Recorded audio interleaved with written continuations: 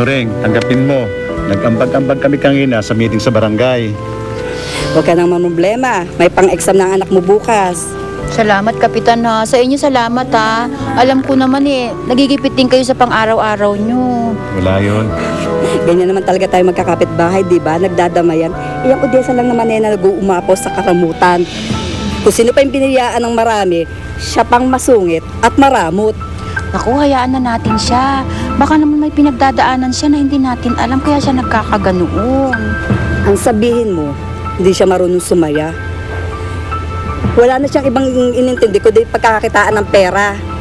Kaya ngayon, hindi na ma-enjoy ang buhay. O, kaya yung kanyang pagkamakuna at umabot na hanggang sa puso niya.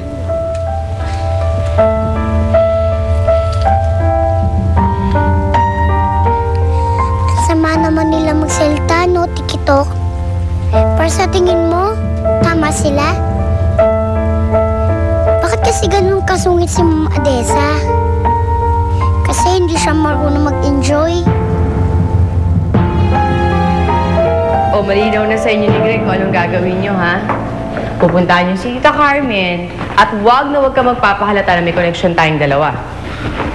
Odessa, bakit kailangan pang pagtulong mo sa kanila?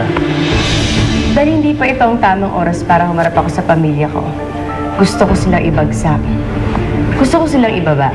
Ngayon, kapag lumok na sila sa kahirapan, saka ako e-entra. Saka ako magpapakita sa kanila para pagsisihan nila na tinakwil nila ako. Mangyayari ang sikreto mong pagbayad mo sa mga utang na madrasta mo. Oo. Kaya asikasi mo pagharap namin ni Tita Carmen. Gusto ko magulat siya. Maniningil ako sa kanila. At malapit na yun. Tingnan mo nga naman ang pagkakataon. Ngayon, ako lang nasa ibabaw.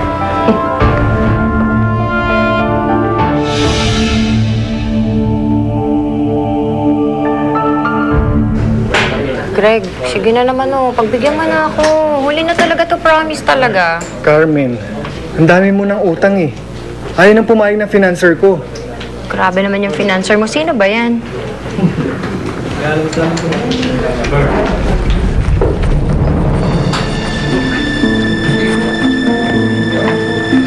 Malaki-laki na rin ang utang mo sa amin.